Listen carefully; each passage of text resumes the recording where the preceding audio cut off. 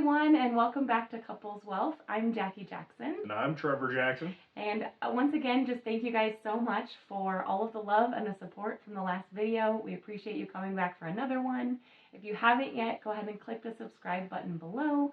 And also, we are sharing some additional content over on Instagram, some fun conversation starters and affirmations and things like that. So definitely check us out over there. I'll link the link to that in the description below. So in our last video, we talked about how we each have a personal relationship with money. And so today, our first exercise that we're going to go over is how we share that personal relationship with money with your spouse. So your thoughts, your feelings, your experiences with money, they all come from somewhere. And this is something that we did a few months back, and I have to say, for me personally, it helped me so much. There are times when you're having disagreements about money and it does get to feel a little personal.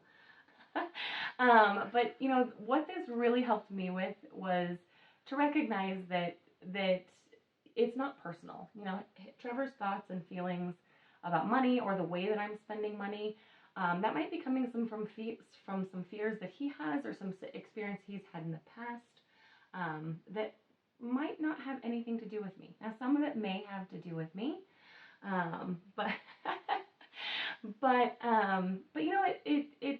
it comes from somewhere, and it has helped me so much to recognize that sometimes our disagreements really are just differences in our experiences and not actually frustrations or anger with each other. And I will tell you all right now, I am not the I'm not the best with feelings. I actually say that quite often. And so the very first time Jackie actually brought this exercise to me, rolled my eyes, okay, here we go, let's do this. And she forced me through it, and I did it. But ever since then, it has given me a better idea as to where Jackie is coming from when she thinks about money or does not think about money. And so it did really help our relationship for sure. So just give it a chance, even if you're thinking this is never going to help me. It doesn't matter. It actually does matter. So give it a shot. So let's go back to our childhood experiences.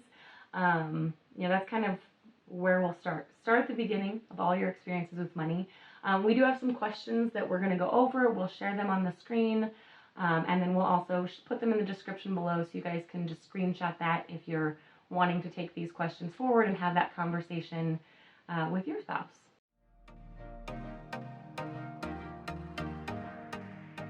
Well, I was always taught to save from an early age. I remember just being a little kid, maybe 6, 7, 8 years old, and starting a CD at the bank. And for all of you youngsters, you probably don't even know what the heck a CD is. Impressive. That's right. I think I was getting even like 8% in a CD, so that was pretty neat. It doesn't happen anymore.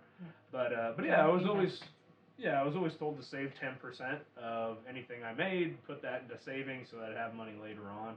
And so I was always taught to work hard. That's probably the biggest thing I learned growing up. And but I also feel like I got some mixed messages kind of growing up, because it was, hey, work hard, save your money. And then, my stepfather would be like, hey, let's get a dirt bike. You want to buy a dirt bike? Well, I don't have any money. Well, tell you what, I'll loan you the money. And then I'd have to pay him back. And then it's like, well, that was a dumb decision on my part, but what kid doesn't want a dirt bike? Did he have an 8% interest rate too? Oh, he charged good interest on it, yeah. He wasn't going to make lessons. Those are good lessons. So I did learn. But then you realize, as a 12-year-old or 13-year-old, how am I going to get my dirt bike anywhere, right? So I never ended up using it, and talk about a complete waste of money. But I learned right then, heck, if you're going to save money, don't waste it on something stupid that you're never going to use, right? And so that was definitely a big eye-opener for me. Also, I remember several times growing up asking questions about money to my parents. Now, I can't remember what question I asked. It could have been, none of my business, or it could have just been about money. I can't really remember, but I remember the response just being, hey, that's none of your business. Mind your business. Just, do your own thing. So, but again, I can't remember whether that was a good question or not. But anyway, I did learn quite a bit about money growing up, and probably learned the majority of what I know about money through hard knocks, making bad decisions, and I think a lot of people are in that same boat that I was in for sure. Yeah.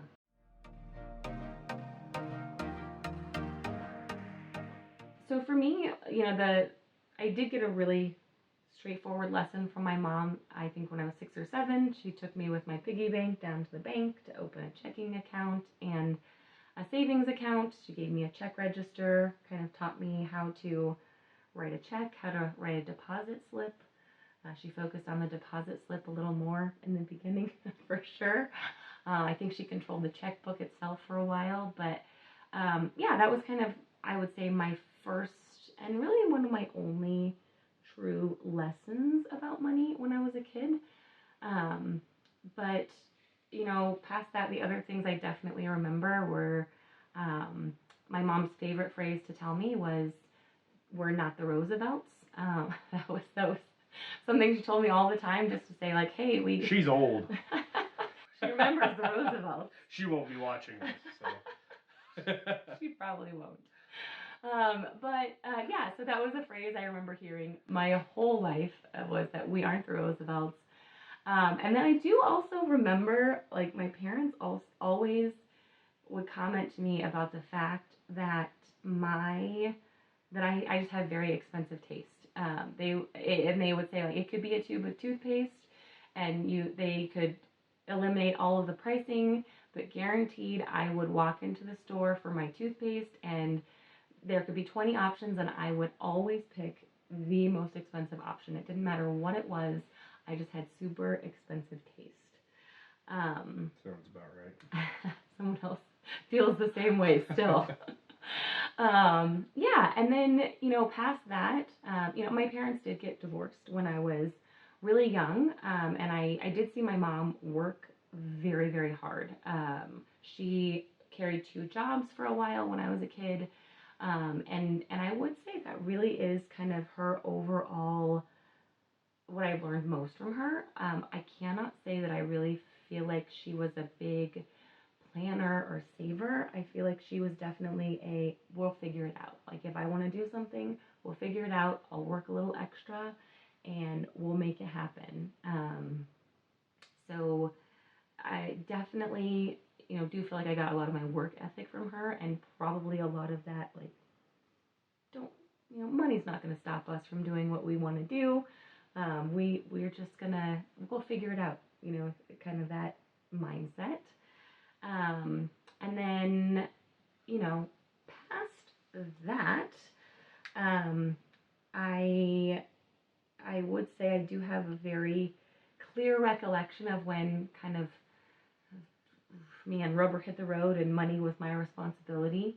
My stepdad actually passed away when I was just going into my sophomore year of college, and my mom had been super supportive. My dad had been super supportive in helping pay for a lot of my college.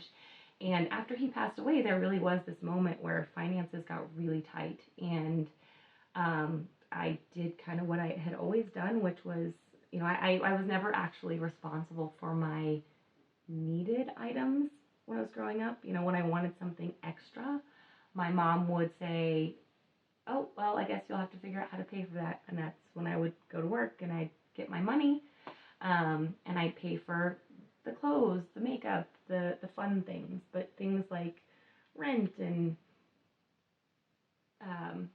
cell phone, car, gas, all of those things my parents paid for forever. And quite honestly, even when I ran out of money, they were just like, "Here's some more." But yeah, shortly after my stepdad passed away, finances really changed for my mom. And that is kind of when I called and I said, "Hey, I ran out of money." And she said, "Well, I guess you'll figure that out." And I said, "I am figuring out. I'm calling you. What do you mean?" And yeah, she was like, "No, I have no money, Jackie. I cannot help you right now. You're going to have to figure that out." So it was like a week of overdraft fees and things like that, and really spending some time kind of digging out of that. And I would say that was kind of my reality check of, oh, you're a big kid now. So yeah, that's kind of my general experiences that I feel like you've probably seen play out from time to time in our relationship. A little bit.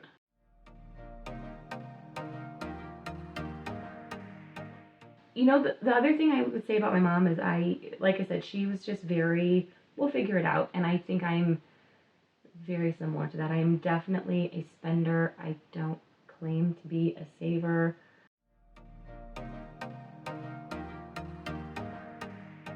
My mother tends to be pretty frugal. I have definitely taken that. I Thank you, don't. Yeah, mother-in-law. I don't like to spend a lot of money on things. Again, and it probably comes back to the dirt bike, right? What's the point? So I don't like to spend money on stupid things. So that's how I view it. And maybe they're not stupid, but they might be stupid to me. And so anyway, don't say what your wife is trying to buy is stupid, by the way. That's a bad decision. That's good advice.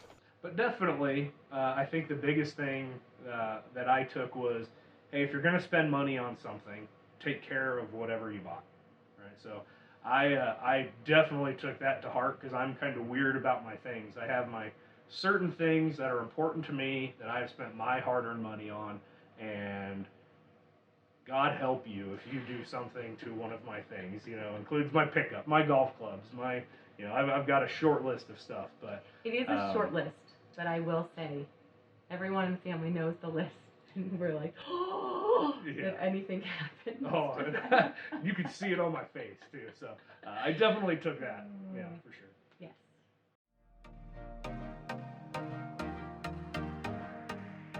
You know, if you kind of think about savings and, you know, budgeting, which is something I'm big into, we are very different when it comes to that as well. Like I said, I don't like to buy little unimportant things, I guess, you know. So I'm not buying stuff all the time. And you and I are very different in that way because, you know, we should have stock in Amazon because of how many things we get from Amazon, or at least in cardboard. We should invest in cardboard because the amount of Amazon boxes that we get delivered to our home is insane. You should look into that. And I've heard there's other people who have to deal with that too.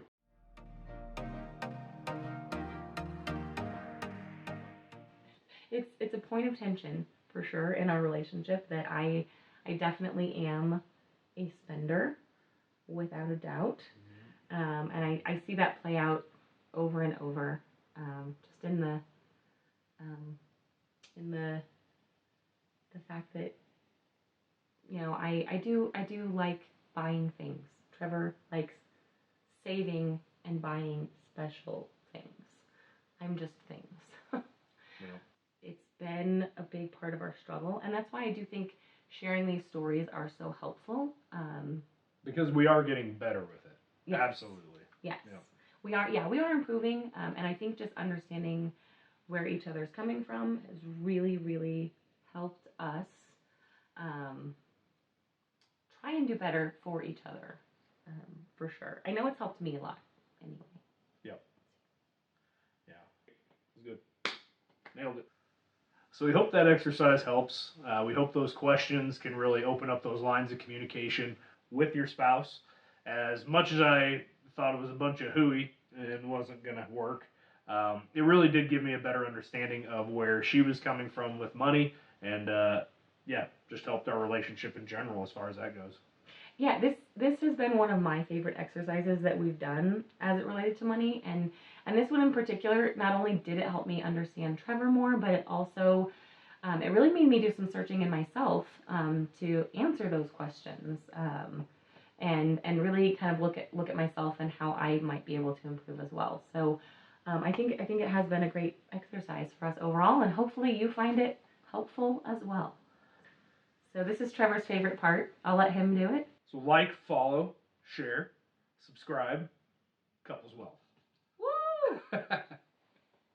Bye, guys.